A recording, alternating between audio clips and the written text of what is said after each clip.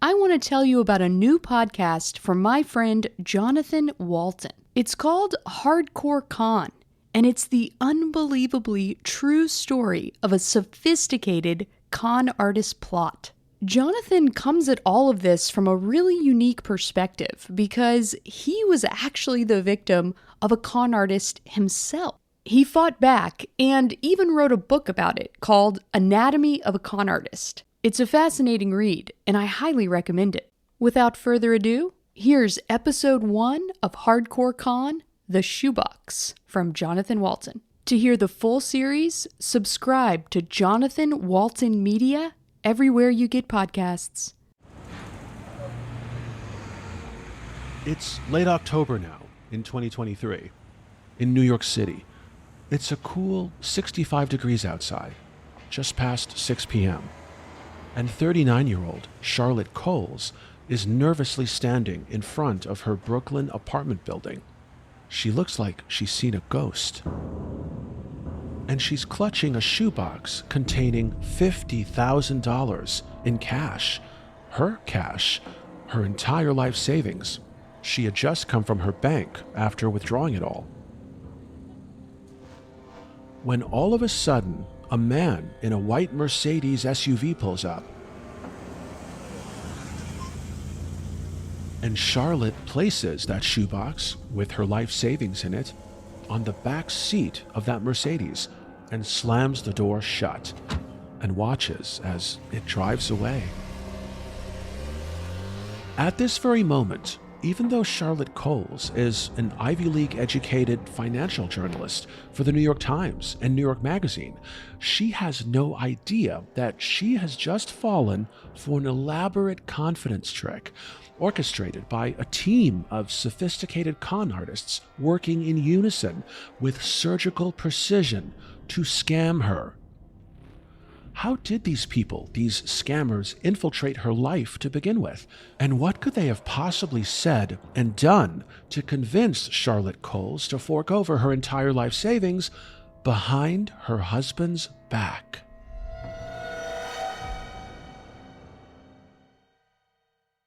Listen, I know you think there's just no way that you'd ever hand a stranger all the money in your bank account. And I know you think Charlotte Coles must be a gullible idiot for doing that. But a similar thing happened to me. I got conned out of close to $100,000, and I managed to turn the tables and put my con artist in jail.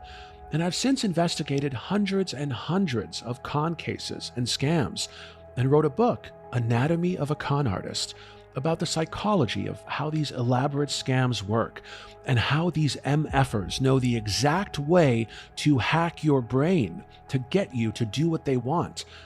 You think you'd never fall for a scam like this? Well, that belief actually makes you so much more likely to. In each episode of Hardcore Con, I'm not just going to tell you a crazy con story. I'm also going to pull the curtain back and expose the dark psychology and the mental tricks these scammers use to manipulate you, while at the same time making you completely unaware that you're being manipulated. Because the greatest trick the devil ever pulled was convincing the world he didn't exist. And that's the reason you won't know you're getting scammed until it's all over. That's what happened to me. And that's what's happening to Charlotte Coles right now. And my sole mission in life until the day I die is to make sure it never happens to you or anyone you care about.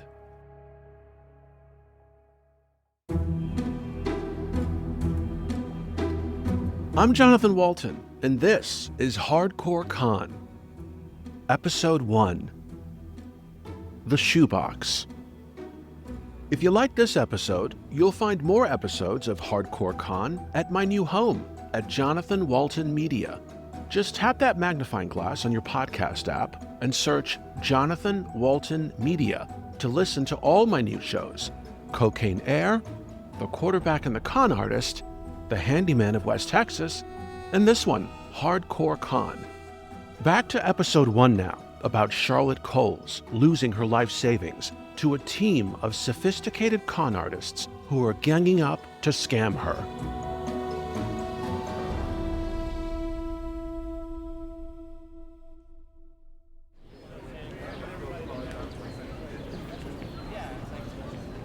20 years earlier, in 2003, a 19-year-old Charlotte Coles is sitting on the campus of Columbia University, outside Lerner Hall. She's a creative writing major, and as she opens a bag of potato chips and pops a couple into her mouth, the news of the day spreading all over campus is about a con artist named Christophe Rocancourt.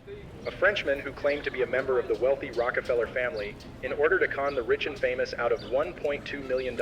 And at this point in Charlotte's life, she's a teenager, and elaborate con stories like this are just something she sees on the news or in Hollywood movies like The Usual Suspects. You think he's... Kaiser Sose? I don't know verbal. Kaiser Sose is a shield, or like you said, a spook story. The idea that Charlotte Coles would one day fall hook, line, and sinker for an elaborate con herself and lose her entire life savings in one fell swoop is just so far removed from her realm of thinking at this point. And that's the problem.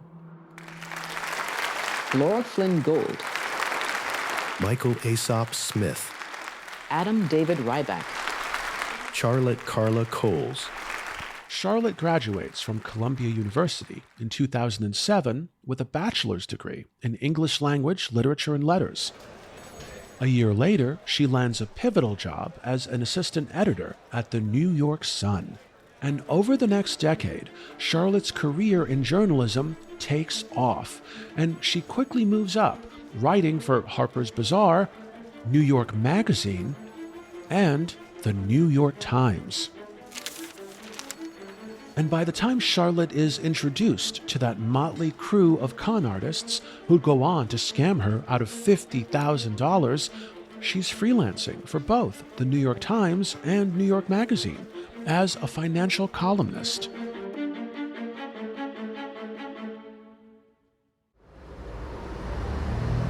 It's Halloween now, October 31st, 2023, in Brooklyn, just past noon. And some of the neighborhood kids are getting a jump on their trick-or-treating. Charlotte's working from home, trying to finish her latest piece for New York Magazine, while her 2-year-old son is playing in the next room. At around 12:30 p.m., Charlotte's phone rings. She glances down at her caller ID. It's Amazon calling. Immediately, Charlotte thinks maybe this is about a grocery order or a package she's been waiting on. So she answers. Hello, am I speaking to Charlotte Coles? Now, if you've ever spoken to Amazon over the phone, then you know they employ call centers in India and other far-flung places to handle their customer service calls. So Charlotte thinks nothing of the woman on the phone with the thick accent, and she confirms that, yes, she is in fact Charlotte Coles, and politely asks what the purpose of the phone call is. I'm calling from Amazon customer service to verify some unusual activity on your account. This call is being recorded for quality assurance. Right off the bat, this call seems legit. After all, it's being recorded, right? And remember, it came up as Amazon on Charlotte's caller ID.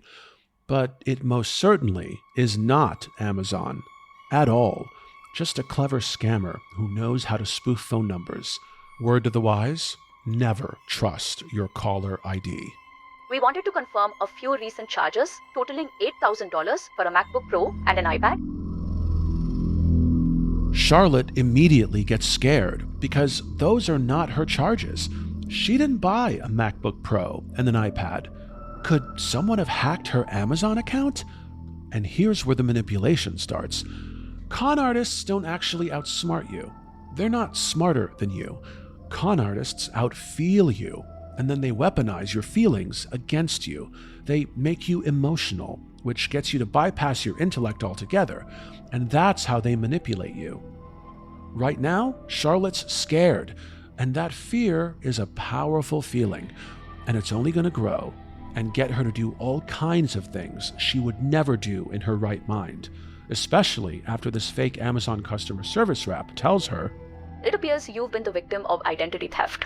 Someone has used your credentials to open an Amazon business account in your name and is making purchases as we speak.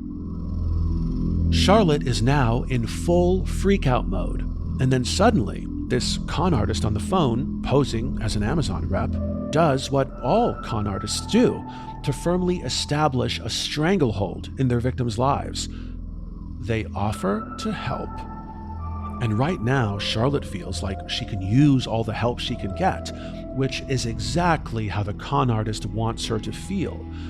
The rep tells her that Amazon has been experiencing a sudden deluge of identity theft cases, just like hers, and that they're working with investigators right now from the Federal Trade Commission, the FTC, in Washington, D.C., and that at the end of this phone call, Charlotte can either call and report this to the FTC herself, which will take God knows how long to get one of these FTC agents on the phone, or if Charlotte prefers, the Amazon customer service rep can transfer her to an FTC investigator they're working with right now, which sounds great to a scared and now desperate for help Charlotte Coles.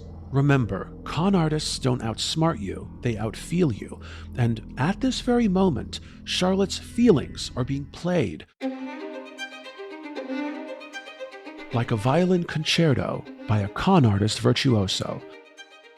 She didn't stand a chance. You're listening to my new series, Hardcore Con. For more episodes, like the one explaining how falling in love with a con artist is what actually killed Hollywood actress Brittany Murphy, search Johnathan Walton Media on whatever podcast platform you're listening on. We'll be right back. Welcome back to Hardcore Con. Charlotte Coles just got transferred to a legit-sounding FTC agent over the phone. She has no idea she's falling victim to an elaborate scam. Hi, Charlotte. This is Agent Calvin Mitchell with the Federal Trade Commission. I've been in touch with Amazon. I'm looking into your case right now. Agent Mitchell immediately gives Charlotte his badge number and a phone number she can call him back on in case they get disconnected. And that phone number has a 202 area code, which is in fact a Washington, D.C. number. And then he actually tells Charlotte the last four digits of her social security number, just to confirm he has the right Charlotte Coles on the phone. At this point, it's obvious to Charlotte that Agent Mitchell has all her information, social security number included, on his computer screen in his office down there at the Federal Trade Commission in Washington, D.C. And the idea that this is all an elaborate ruse never even occurs to Charlotte. I mean, why would it? But here's the thing. All of our social security numbers and all of our personal information is out there on the dark web right now.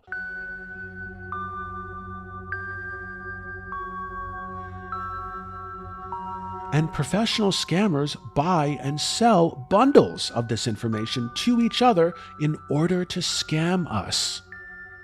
You might be wondering, how on earth do scammers in, say, India or Nigeria or China get their hands on your social security number? Well, the answer is simple. Data breaches. Word of a massive data breach for AT&T. Lots and lots of data breaches. That cyber attack on JP Morgan Chase. Tonight, Flagstar is warning customers their personal information, including social security numbers, may have been stolen in a ransomware breach. Crime of our times. So the fact that this scammer on the phone with Charlotte, who's posing as an agent for the Federal Trade Commission in D.C., has her social security number and all her personal information on his computer screen goes a long way in making him seem legitimate to Charlotte. And then this Agent Mitchell tells her, Your personal information is linked to a case that we've been working on for a while now, and it's quite serious. According to Agent Mitchell, the people that stole Charlotte's identity belonged to a sophisticated crime syndicate who, in a very short amount of time, managed to open 22 bank accounts in Charlotte's name in multiple states, and then used those various bank accounts to launder more than $3 million that they quickly wired to other banks overseas. Charlotte suddenly feels all the blood drain out of her face. Agent Mitchell then texts her a picture of a woman's driver's license, a woman by the name of Stella Kwong. Do you know this woman? Have you ever seen this woman before? If you know her, you better tell me the truth. Because if I find out later you're lying to me, you will be in so much more trouble, I can assure you. Agent Mitchell tells Charlotte that the driver's license for this woman, Stella Kwong, was found in a rental car that had been abandoned near the Texas southern border, and that car was rented in Charlotte's name. And police later find drugs and blood in the trunk, evidence of foul play. And when they execute a search at the rental car company, they find reams of bank statements, also in Charlotte's name, with her social security number attached. And Charlotte nearly faints when Agent Mitchell reveals. There actually have been arrest warrants issued in your name, in Texas and in Maryland, and you're facing multiple felony charges for cybercrimes, money laundering, and drug trafficking.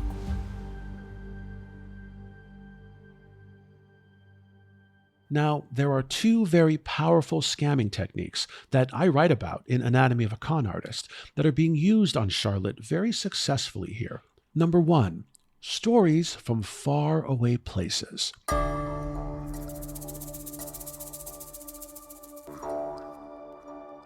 The overseas bank accounts, the southern border rental car, the blood, the drugs, the felonies in Texas and Maryland.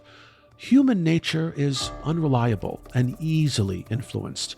That's why advertising is a billion-dollar industry. We're out of Pringles. Just blowing the can. And why, when someone tells you these kinds of stories from faraway places, they're hard to prove false off the top of your head. And the minute you can't prove something is false, the way the human brain works, you are that much more likely to just accept it as true. The other psychological trick the scammers are employing here, using all those exquisite details in their stories from faraway places. Tons of minute details have a tendency to immediately convince someone that what they're hearing is true. Otherwise, there wouldn't be so many details. Add to that, at this point, Charlotte is scared, terrified, actually. And she believes this FTC agent in DC on the phone with her is trying to help. So she is that much more primed to just accept whatever he says as true from this point on. As Charlotte is talking to Agent Mitchell, she texts her husband, telling him that someone has stolen her identity. And suddenly, Agent Mitchell, sensing Charlotte is distracted, commands her full attention by asking, Have you recently used public Wi-Fi anywhere? A coffee shop? Or an airport? Or any place like that? Charlotte did in fact use public Wi-Fi recently, at the airport, and she feels really stupid now for doing it, as she tells Agent Mitchell.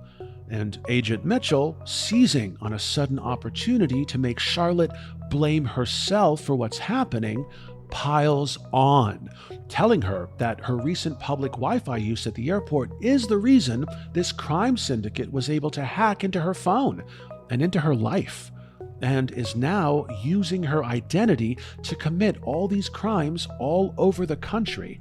And he says they're probably monitoring her phone right now.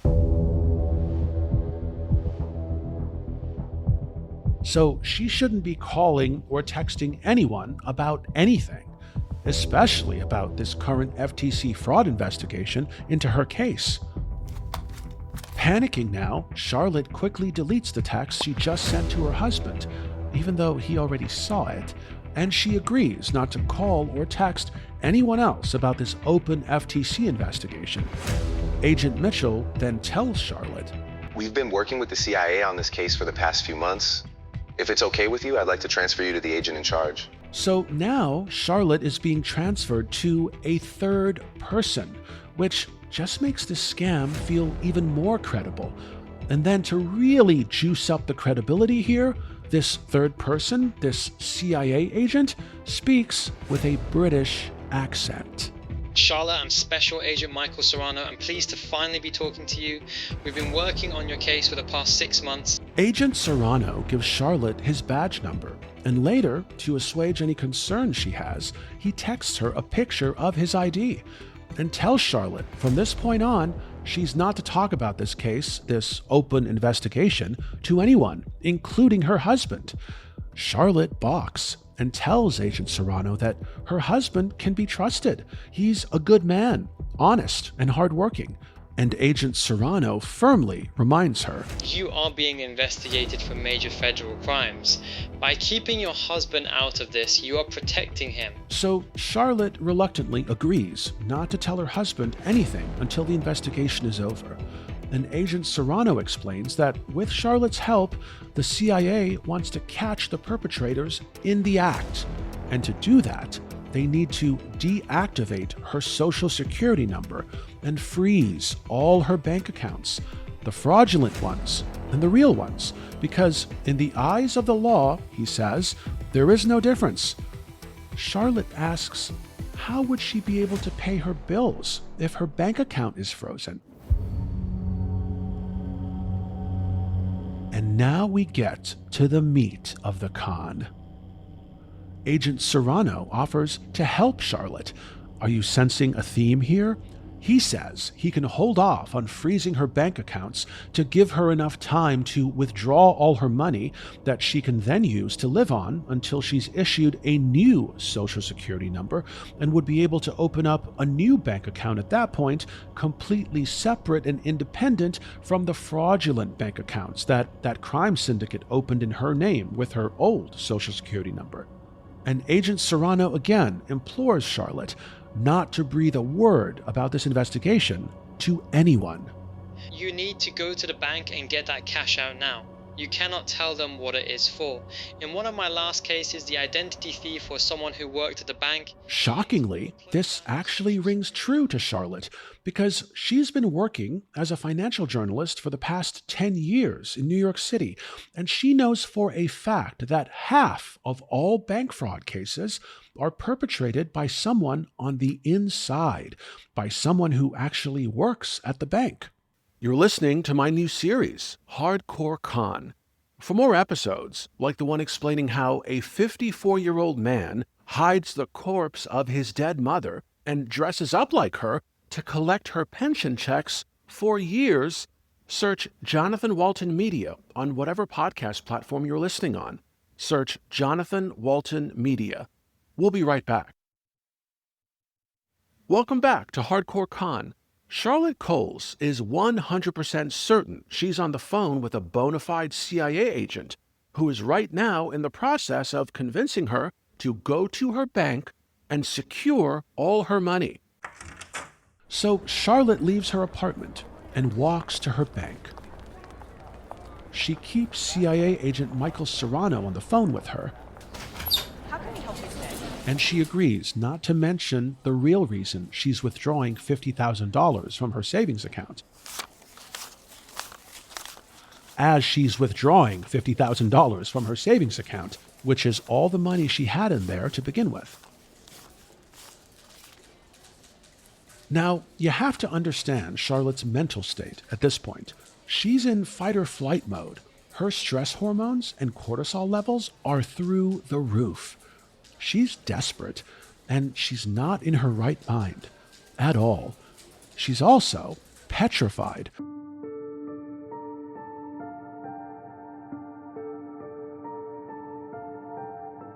And the only lifeline she feels she has right now is that CIA agent, Michael Serrano.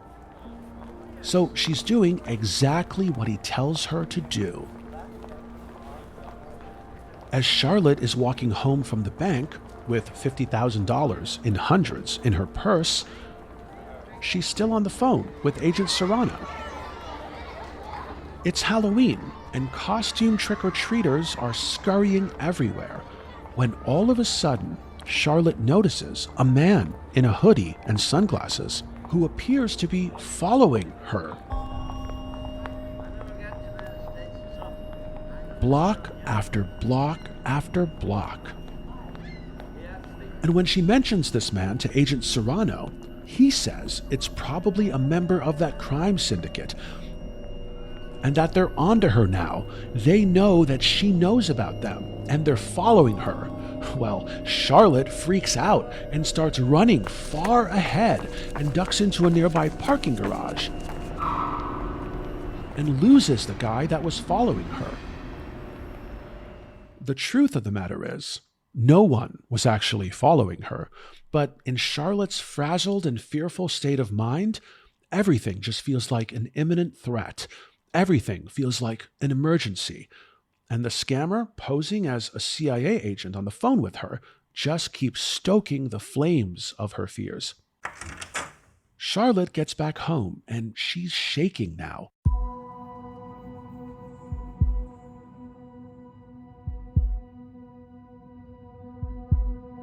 Her adrenaline is pumping, but she's unsure what to do next. Agent Serrano tells her, "Tonight, we will close down your social security number and you will lose access to your bank accounts. Tomorrow, you'll need to go to the social security office and get a new social security number. We'll secure this money for you in a government locker and hand deliver a treasury check for the same amount. You can cash the check and use it for your expenses until the investigation is over." Charlotte asks why she can't just hang on to the cash she just withdrew from her bank account. It's her cash, after all.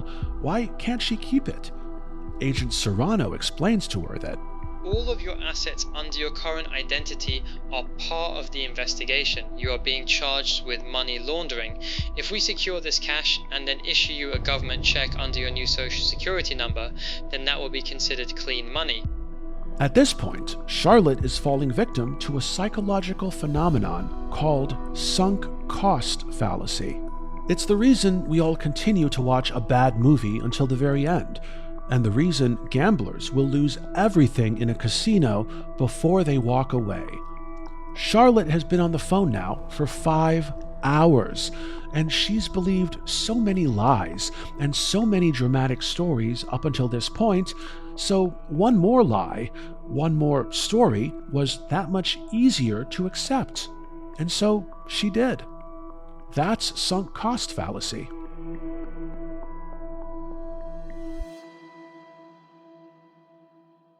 Agent Serrano tells her to put the $50,000 in cash in a box. Charlotte digs around in her closet and finds a colorful shoebox, and she sticks the cash in it. And she labels that shoebox with her name and the CIA case number Agent Serrano had given her. Yup, there was a case number.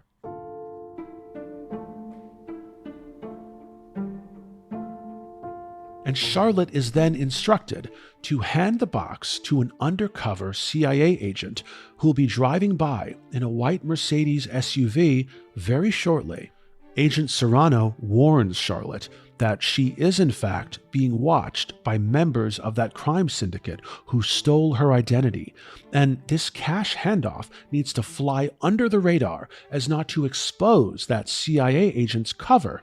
She's told to put the box on the back seat of that Mercedes SUV, making the exchange look like she's selling something and the buyer came to pick it up. And here's the craziest part of this whole story. As Charlotte is walking out of her apartment, colorful shoebox with $50,000 in hand, her telephone pressed to her ear talking to Agent Serrano, Charlotte's husband is actually walking in and passes her in the hallway. Hi, honey, where are you going? Remember, Agent Serrano urged Charlotte not to involve her husband for his own safety, so Charlotte pretends everything's okay. She says she has to meet a guy downstairs to clear up the identity theft thing she had texted him about earlier in the day. He accepts that explanation, and Charlotte blows right by him and keeps walking.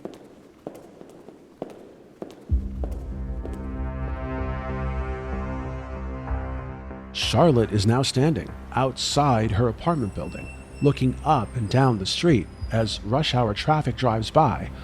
Minutes later, that white Mercedes SUV pulls up.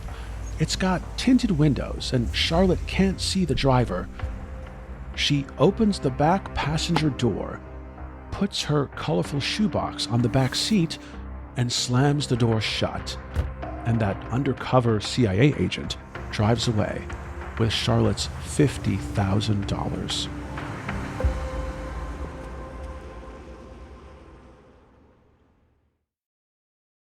Agent Serrano is still on the phone with her at this point, telling her what an amazing job she did. And he texts her a picture of what looks like a government-issued check for $50,000 in her name that she'll be receiving tomorrow. It's Halloween now, so Charlotte takes her young son trick-or-treating and pretends everything's fine. But deep down, the thought of putting that shoebox with $50,000 in the back seat of that Mercedes is gnawing at her.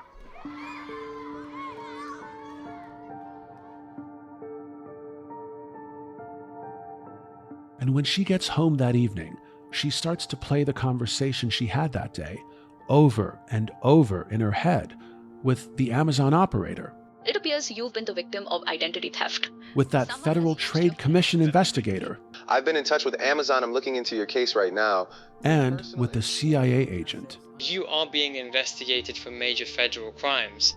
It suddenly dawns on Charlotte Coles, in her own Kaiser Soze moment, that she's been scammed.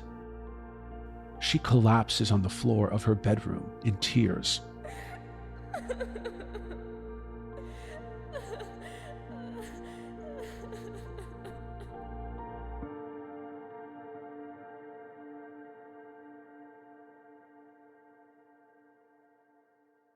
Charlotte reports everything to police and even writes a piece about her experience for New York Magazine. But those scammers have yet to be caught, and most likely, Charlotte will never see that $50,000 ever again. There are a few things I want to point out here as a victim of a scam who got justice. And this may surprise you to learn, but authorities do not prioritize scams as a crime. They almost don't care. In fact, 9 out of every 10 times when you go to the police or the sheriff's office to file a report that you were scammed, they will not take a report. They will actually turn you away, telling you it's not a crime because you willingly gave the scammer your money, and that what you need to do now is hire a lawyer and go after the scammer in civil court. But they're wrong. Police turned me away too when I lost nearly $100,000 to a sophisticated scammer. But I figured out a trick to change their minds and push back and get a criminal investigation started. It's actually a bunch of tricks. I have a whole chapter in my book teaching people how to pitch con cases to police to get them assigned to an investigator. The other thing that bugs me about the Charlotte Coles case here is, if police really wanted to, they could have caught these scammers the very next day. I mean, think about it. New York City has traffic cameras on every street corner. Not to mention, everyone and their mother has a Ring camera or something similar. Police could have easily used all those cameras and figured out where that white Mercedes SUV went the same effing day if they wanted to. And they could have gotten Charlotte's money back and arrested the scammers. But scams, in my experience, are not a priority for them at all. Period. The other thing that's abundantly clear to me in this case is there are probably thousands of Charlotte Coles who've fallen victim to this same exact scam all over the country. But after investigating con artist cases for the past 9 years, I can tell you the vast majority of victims do not go to police. In fact, upwards of 90% of them never tell anyone they were scammed. Their shame and embarrassment stifles them. And I know for a fact the team of con artists who scammed Charlotte Coles probably scammed thousands of others. Look at how well rehearsed they were. Look at how elaborate and fleshed out and flawless their A story was, and their B story, and their C story. These scammers, the woman playing the Amazon rep, and the 2 men playing the FTC and CIA agents respectively, and that 4th guy in the Mercedes SUV picking up the money, they're a team. They're a well-oiled machine who have no doubt been working on this same scam, perfecting it for years. And to put a finer point on things, they didn't just know Charlotte Coles' social security number. They knew her husband's name, her son's name. They knew her 2-year-old son was in the next room playing before Charlotte even revealed to them she had a son. They knew her family's names and addresses too. That's why Charlotte believed these people were legit CIA and FTC agents, and why she believed those criminals who stole her identity were surveilling her apartment. And that's why Charlotte thought she was in real danger. And that fear response hijacked her brain and took over. And that's why she got scammed. And if that fear response ever takes over your brain, you'll get scammed too.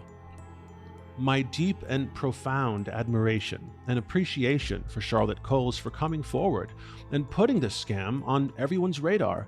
Charlotte, you will never know how many people you saved from this exact scam by speaking out.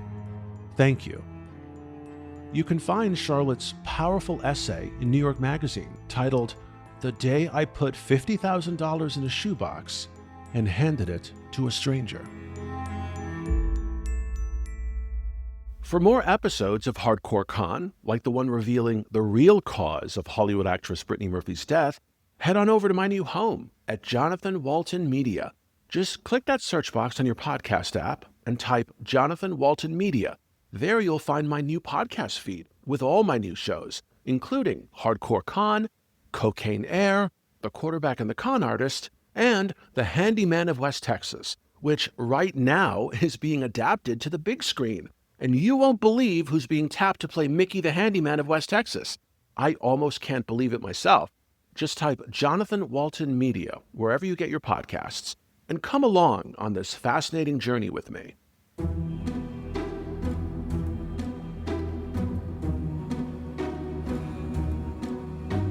Hardcore Con was created, written, and hosted by me, Johnathan Walton, for Johnathan Walton Media. Executive producer, Evan Goldstein. All sound design was done by Jimmy O'Holligan. My book, Anatomy of a Con Artist, The 14 Red Flags to Spot Scammers, Grifters, and Thieves, is available everywhere books are sold, in print and in audio, so it's like a podcast. And both print and audio are also available for free at most public libraries throughout the country and on the Libby app. And if you've got a story you think deserves its own podcast, pitch it to me at jonathanwalton.com.